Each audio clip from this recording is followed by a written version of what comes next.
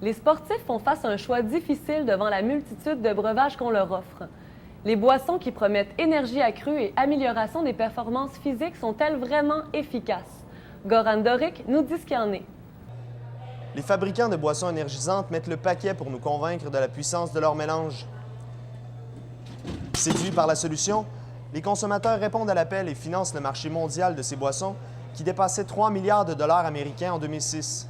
L'industrie des boissons énergisantes vise principalement les sportifs. Elle met en scène les prouesses d'athlètes de haut niveau en promettant de nous vendre la performance. Mais que peuvent bien contenir ces fameuses boissons? Vicky Drapeau, nutritionniste à l'Université Laval. Ce qui les caractérise beaucoup, c'est leur teneur en glucides. Ensuite, il va y avoir la caféine, souvent qui est ajoutée. Dans une canette, on peut retrouver, ça tourne autour de 70 mg à 125 mg. À l'ouverture du mois de nutrition à l'Université Laval, Jessica Marchand du Bureau d'entraide à la nutrition croit que l'association des boissons énergisantes avec le sport n'est qu'un coup de marketing. Selon elle, ces boissons n'ont pas d'avantage pour les athlètes.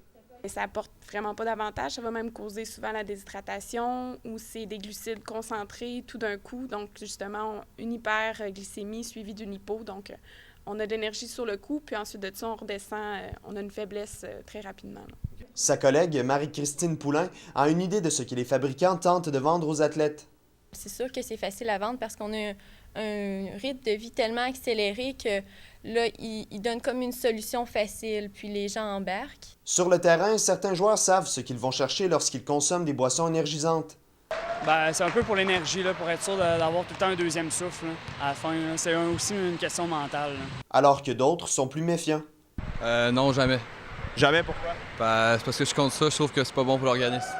Effectivement, les conséquences d'une consommation régulière peuvent être nocives pour la santé d'un athlète. Ce genre de boisson-là peut amener une augmentation de la fréquence cardiaque, augmentation de la tension artérielle, créer une dépendance au même titre que les gens qui prennent du café à tous les jours.